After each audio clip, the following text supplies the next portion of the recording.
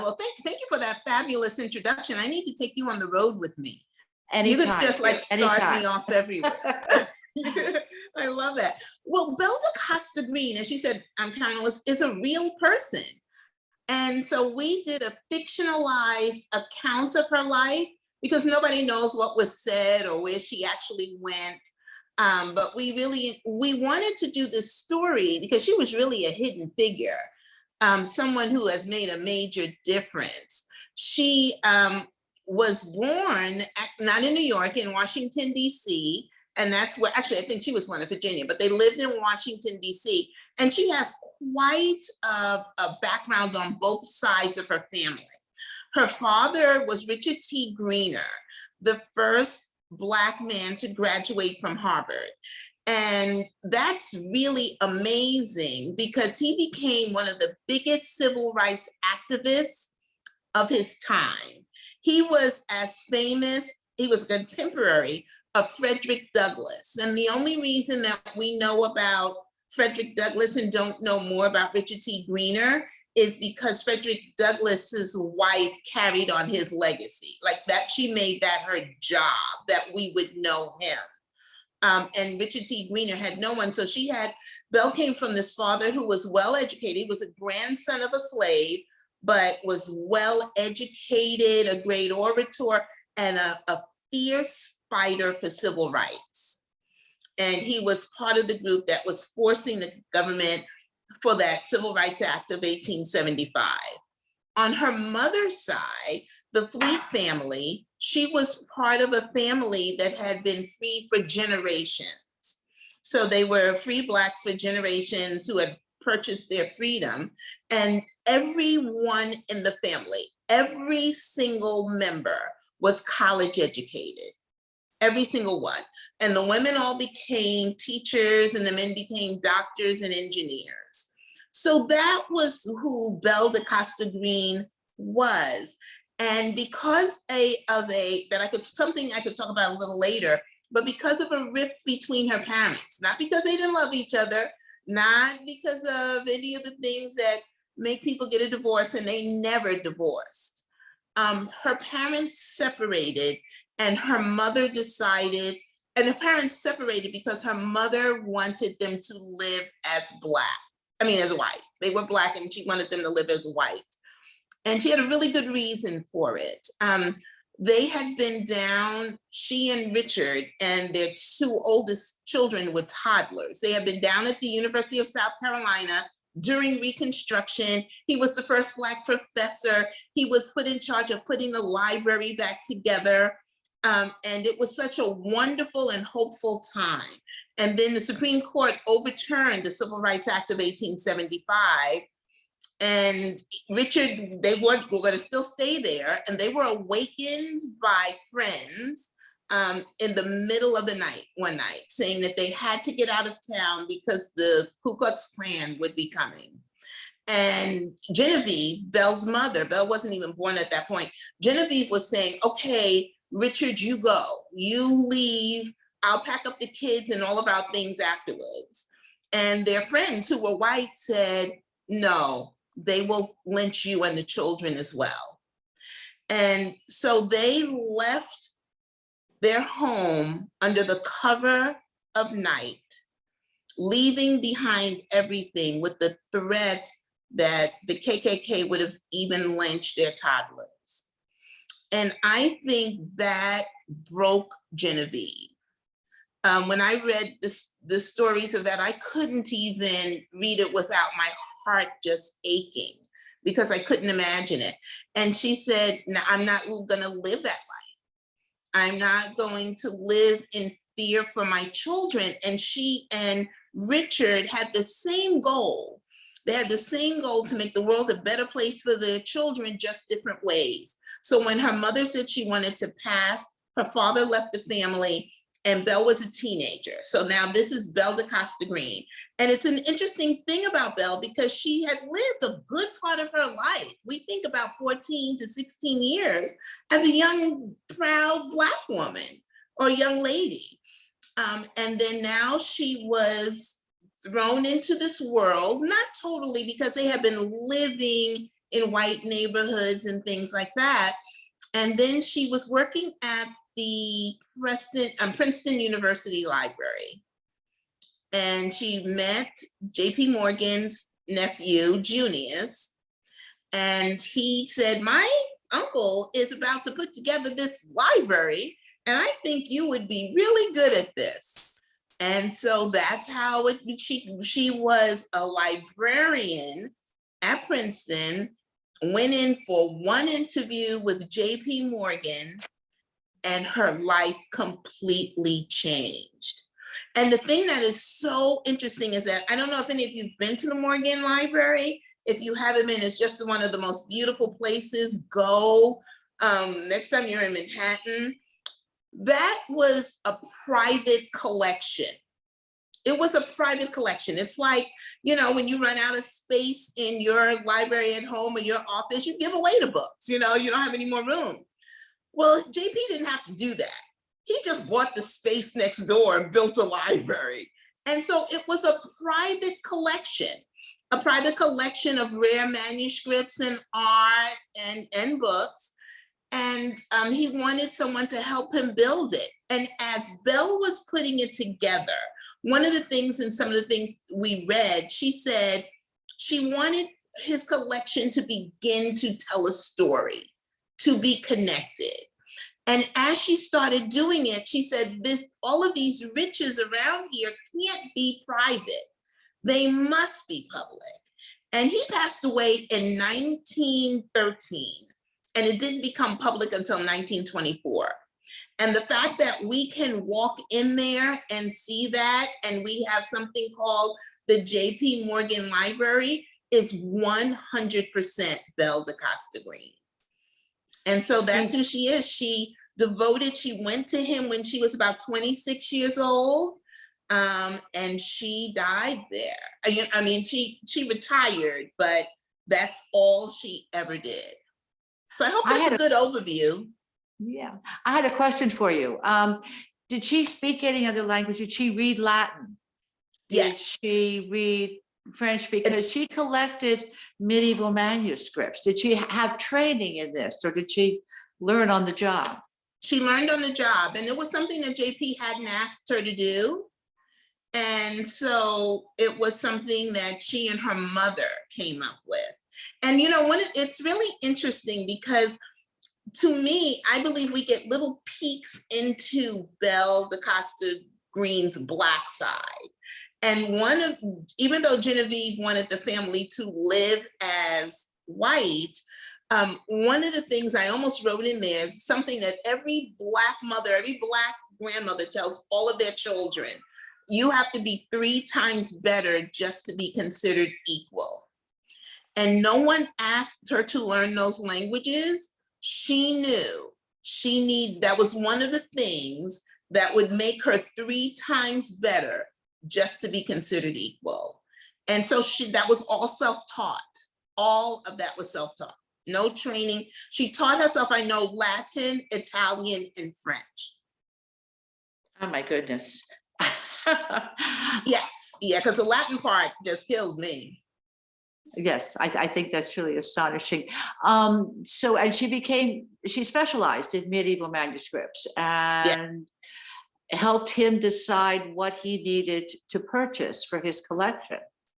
Yes. Yes, when she came there, and it looked to her, one of the things that I read, it said that it looked to her that it was just a mixed match collection. You know, he was just like, oh, I think I want that. And she wanted it to tell a story, and she wanted the collection to be complete. They have 3 Gutenberg Bibles there, and each one is worth $500 million. And that's just 3 books, and there's the riches in there. I mean, it's just amazing. And she put most of that library together. And she helped him. I mean, I think that from my reading of your book was that they worked together to learn what they wanted to acquire, and that he came up with ideas, and she also came up. Yes, because she knew she needed to make herself valuable to him. And so she was the one who really began to say, you should get this and you should get that. And I heard about this and I heard about that. Because she saw it as a collection. He was just collecting stamps. I mean, he was, how people have collections? It was just a hobby. And she turned it into something worthwhile. There was going to be something that he was going to show off to his friends. And she wanted it to be, after being there for such a short time, realizing he had the finances and the desire, she said, oh my goodness, I can now put together the world's greatest collection. He also had some training in this, because I read that he went to university for a while in Gothenburg in Germany. Yes. And he studied art history. So he clearly had some background, and which is why, she schooled herself in this, in addition, I think, to having a love of it anyway. And well, yes, because her father, that part in the book is true. Her father had a love for art and rare manuscripts. And so she was the only one of the children who had an interest in that. And so they would go to the museum and they would discuss this. And he was able to discuss this with her as a 10-year-old, an 11-year-old. And the book that he gave her from Bernard Berenson, that's true. And so I think she just had this natural, she got that in her DNA from her dad. She was the only one. Everybody else became teachers. She was the only one that became a librarian. And her mother hated that idea. Her mother wanted her to be a teacher because she felt that was a much more secure position. Oh, than being a librarian. Well, yes. Although teachers did not get paid terribly well then either, I don't think. Yeah. Yeah, remember, she couldn't even afford the train ride home from Princeton to New York. To visit her family. Yeah. An important part of this, well, just one more thing before I ask you about that, is she had to learn to deal with these terribly sophisticated art dealers and people who specialized in who were scholars of manuscripts. And I found that astonishing. Did you find how she did this, or? It was easy for me to imagine because, and there are a lot of women on here. So I know there have been plenty of times when we've been the only woman in the room. And there have been plenty of times when I've been the only Black person in the room. And so I think what happens is that you learn to read the room. And as you're learning to read the room, you're learning to do what you need to do. I don't know, because we don't know how she learned how to do that. We know she had no formal training. We know that time that she went to Boston, that was her first time. But I think what she did was she studied the pieces. She studied the other people who were going to be there. She knew who was going to be there. And she knew she had a blank check, but she wasn't going to spend a blank check. And I think she was thinking, how hard could it be? And then she just became better and better and better, because he started sending her all over the world. And every piece in the book that we told you she acquired, she did. It's real. And what about the personal relationship with Morgan? Yeah, it's so interesting.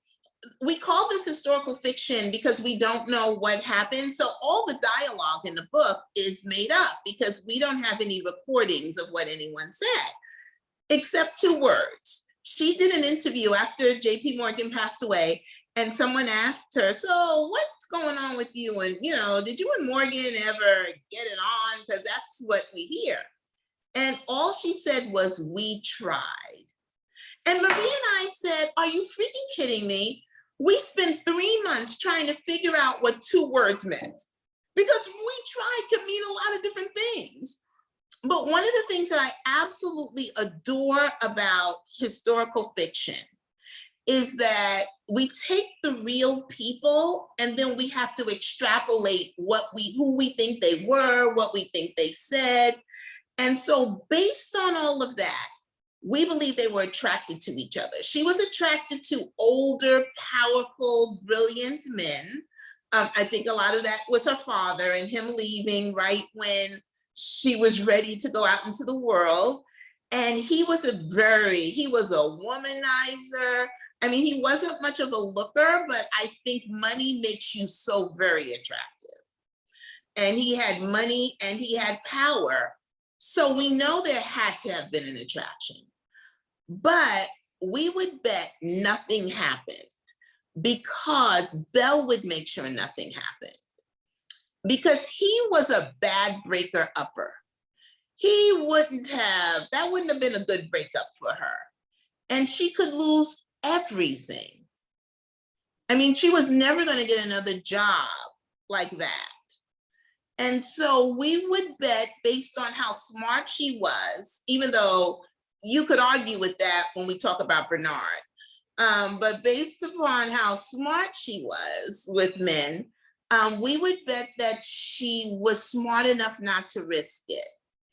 And they became very close. I don't even think Marie and I did a good enough job of describing the closeness of their relationship. Because she became another child, one of his other children. She became his confidant. He taught her all about finances, so he would bounce things off of her. Of course, the love of art and what she was building for him. And she was really involved with the family. That's how we know Anne didn't like her. And they were so close. I bet you there was no one closer to him when he passed away. Well, speaking of Bernard, do you want to talk about it? Oh my goodness. Well, everything in the book with Bernard is true. She got that book from her father. We don't know if she got it from her father or her grandmother, but she got that book when she was 10 years old. She had this love of art. Then she meets this man that she has heard of all of her life. And then he's married, but that's okay with his wife. I mean, when I was reading everything about all these, what was going on during that time, I was saying, okay, we're women of the new millennial. Come on.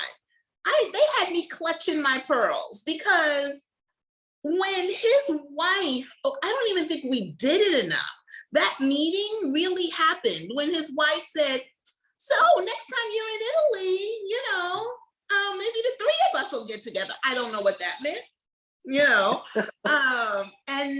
and his wife wrote her several letters saying, you got to forgive him, whatever he did, because he loves you. They were the most dysfunctional couple in the history of dysfunctional couples, but they were the love of each other's life. And I think he was a safe place for her to land because he had his own secrets and he was hiding himself, the whole time. But here's the thing that's most interesting. Every single scene in this book is based on some tidbit of something we know. And then we had to extrapolate it and make it a better, fuller scene. There's only one scene that we totally made up. And I don't want, because I know there's some people who haven't read the book, so I'm not going to say too much, and I don't think it will take away. But remember when she goes to London and he didn't show up again? And then she gets into the Rolls Royce. It had to be a Rolls Royce. And she drives away and the exhaust is in his face and he's like, Belle, Belle. We only did that scene because we were sick of Bernard. I couldn't sleep because I was done. Marie and I were through with him. We wanted that scene. The truth is, they never broke up. They were together until the day she died. She died first. But we did for Belle what she couldn't do for herself. And it made us happy. I read that that she destroyed all the letters from him, but there were 600 letters in his archive. And did you go and read them? Yeah, Belle asked everyone in her life to destroy her letters. We don't know why. But she asked everyone because letter writing was a thing back then. And she asked everyone to destroy letters and she destroyed her own letters. And so everyone agreed, Bernard agreed, and then Bernard did what Bernard always did. He didn't follow instructions. He did not destroy the letter. So when he passed away, most of his estate went to Harvard. And so they found those letters.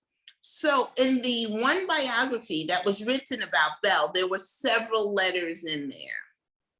But it's very interesting because in 2024, next year, it will be the 100th anniversary of the library becoming public. And they are going to celebrate the centennial by celebrating Belle all year long. And that is a major achievement. First of all, to celebrate a woman, because most women got lost in the folds of history, almost erased.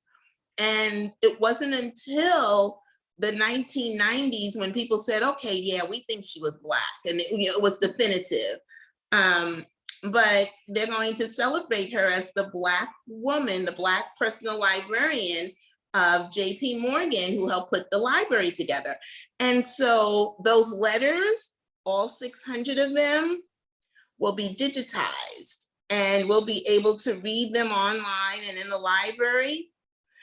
And I'm going to feel so awful as I'm reading every single one of those letters, because Belle didn't want us to read them. So I'm going to feel horrible, but I'm going to read them. This book is as much about her achievements also, but it's very much about passing, how Black people, if they were able to, right? Yes. Would quite often pass into the white world, and the horrible personal costs that went along with this. Yeah, the sacrifices, there was so many sacrifices in the struggle, and the fear of walking out your door every day, because behind closed doors, you're Black, except for if you marry white people and they marry white spouses. But when you put your head down on your pillow, you're Black. And so the struggle and the pressures and the sacrifices that they made, because the only way you can do that is if you leave your whole family behind. Now, there were a whole group of people who passed for convenience. And my grandmother was one of them. My grandmother was, and I'm reading a book now to give a blurb to someone, and I'm stunned. I almost feel like they were writing my grandmother's story. My grandmother was very, very, very fair. My grandfather was very, very, very dark. And when they moved from North Carolina to New York, they rode up in the train. And my grandfather did not want his wife sitting in the colored car because the conditions were horrible.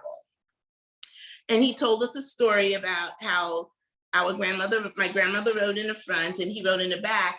But my grandfather told that story to us like every Thanksgiving and Christmas until he passed away.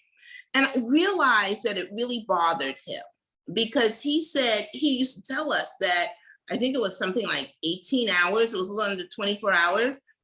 He said that he realized once he allowed her to go up there, there was nothing he would ever be able to do to protect her if something happened. And he always said that the 18-hour train ride was the worst time of his worst hours of his life. And I'm reading a book, and today she gets in a train car and she's like, you know what, I'm not doing this color car, I'm gonna go, just like my grandmother. And so there were a whole bunch of people that would do it. My grandmother did it then. She wouldn't correct people. So if she went into the bank and they assumed she was white, she wouldn't correct anyone because she got better service. So there was a whole group that I call passing for convenience.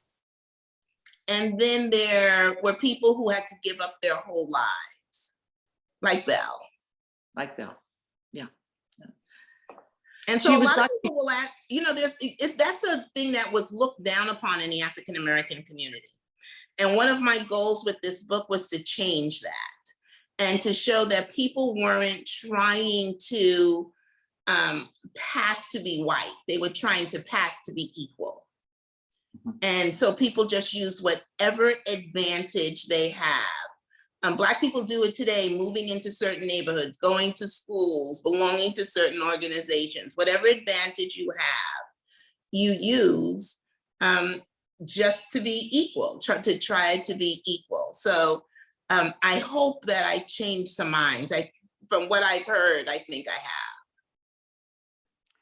have. I think it's amazing. So it's, can you talk just a little bit before we open to questions about how you came together, how you made the transition from finance to writing, and how you came to How work Marie and together I with came Marie together? Benedict? Yeah. Yeah, so those are two separate stories. So I made the transition because I've always wanted to be a writer. I came out of my mother's womb knowing I was going to write. I knew it when I was a little girl, and we would be asked what we were going to be when we grew up. I told the other 5-year-olds that I was going to be an author because that's what my mother told me. And they all laughed at me. And I've been looking for those 5-year-olds around the country since then. But I wrote my first masterpiece when I was 7 years old. And a lot of people say you can't write a masterpiece when you're 7. You can if you plagiarize. I wrote something called Betty and the Witch. And it was about a little girl who wore a red uniform to school that had a hood. She had 3 bears for brothers and 3 pigs were her sisters. And their best friends next door were 7 little people.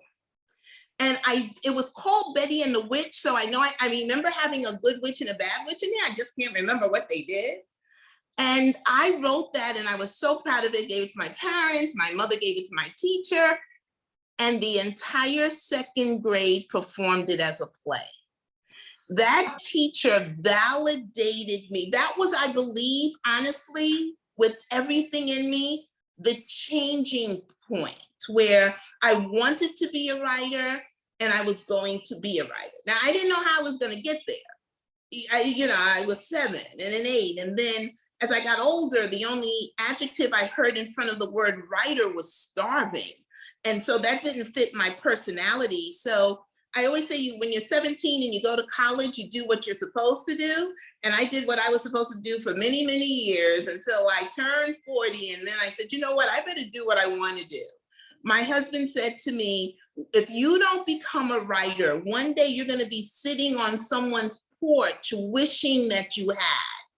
And that really scared me. And so in 1997, I decided to take the plunge and I wrote my first book and I self-published it because I had my MBA from Stern in marketing. My husband that I met in grad school had his MBA in finance.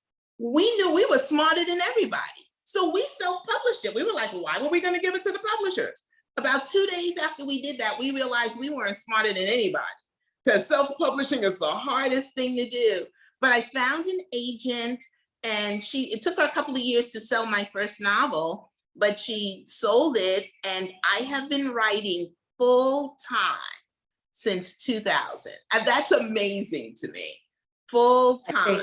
And very successfully too. Yeah, I know. And I'm so blessed with that. So I was over here in my little corner writing my contemporary novels, and I write in all kinds of genres. I don't write to a genre. I write the story and then other people tell me where it's going to go. I hate genres. I just want to write what's in my heart at that moment.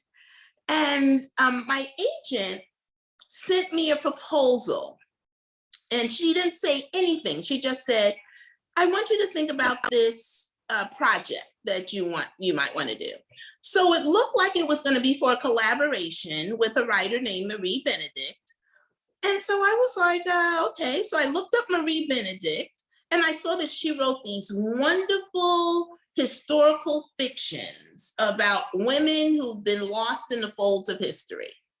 And I said, okay, that's really interesting, but what in the world does it have to do with me? I write contemporary fiction. And then I saw a picture of Marie and I went, I wonder if she's seen a picture of me. I couldn't figure out what she wanted. So I called my agent before I even read the proposal and she said, Victoria, can you just read the proposal, please? So I started reading and I never got past the second paragraph because it was first single-spaced. That was driving me crazy. And then it was all about J.P. Morgan. and I could not find any interest in it. And so I would put it aside and my agent would call and say, have you read it? And I was like, oh, I'm so busy. And she was like, read it. I did that for 3 months. And finally my agent called and said, nobody's that busy. Can you read this? And so finally I read it. And the second page got more interesting. It was about Belle Costa Green, but I still didn't know who she was. And the last paragraph, I tease Marie about this all the time. She'll tell you that I took 4 months to read it. I only took 3. But I tease her about it all the time because the last paragraph said, no one knew that Belle Costa Green was Black until she passed away. I was like, are you kidding me? Put that in the first paragraph and we could have saved 3 months.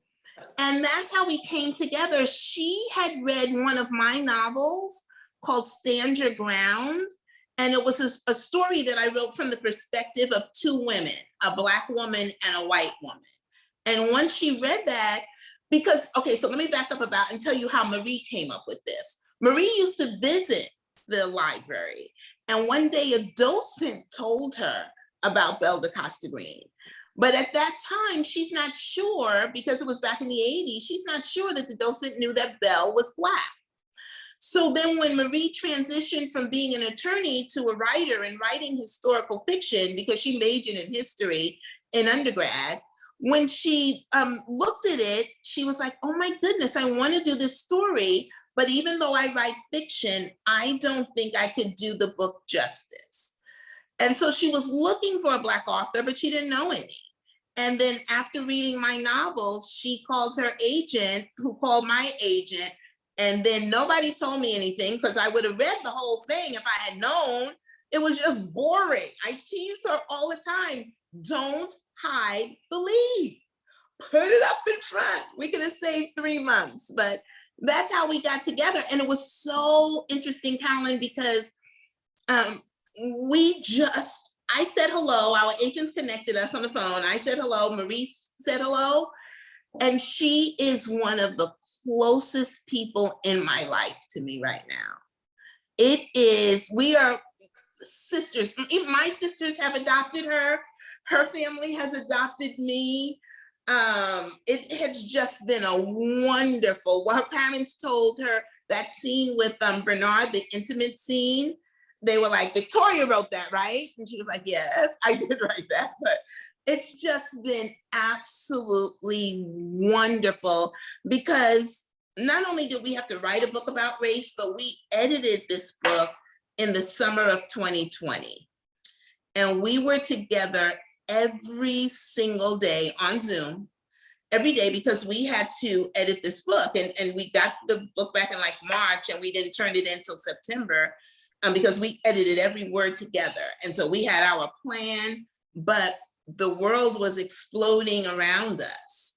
And there's no way you can have a Black woman and a white woman sitting around talking about this every day and not have them change and not have them become close.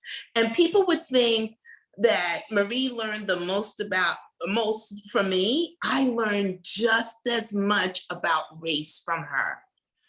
And it's just been, now when anything happens, like she's the first person I call.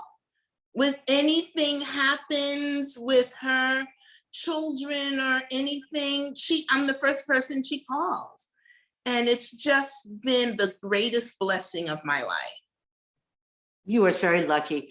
Very lucky. How does the mechanics of it work? Do you write a sentence? Does she write a sentence? Do you say you do this chapter and I'll do this? Or so when Marie first said she wanted to do the collaboration, I had done collaborations with only one other author, but I had done a collaboration before and Marie hadn't. And so Marie asked the same question because she's such an attorney. She's like, how does it work? Are we going to do flow charts and timetables? And I'm like, oh my God, like she believes in deadlines. I think they're just suggestions. Like she is such a lawyer and I am so creative.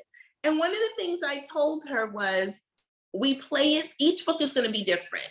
And so you just play it by ear. So what we did with the Personal Librarian, because you can't tell that 2 people wrote it, can you? No, you can't, not at all. Not at all.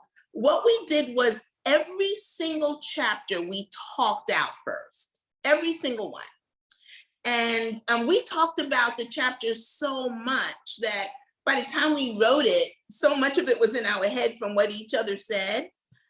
Depending on the chapter, if it was about Belle and her family, I would take the first draft of it. If it was about the art world and history, Marie would take the first draft. And then we would do it like 5 chapters at a time, and then we would switch the chapters. And so then I would then put in what I did, and Marie would put in what she did. So for example, I was a contemporary writer before I wrote The Personal Librarian. So there were times when I wanted Belle to say to JP Morgan, "Are you kidding, dude?" And that didn't quite work in the beginning of the 20th century. And so Marie says it wasn't that bad, but it was almost that bad. And so she would come in, we would say, with this wonderful, historical, magical brush.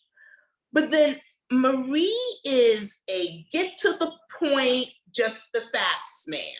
She's an attorney.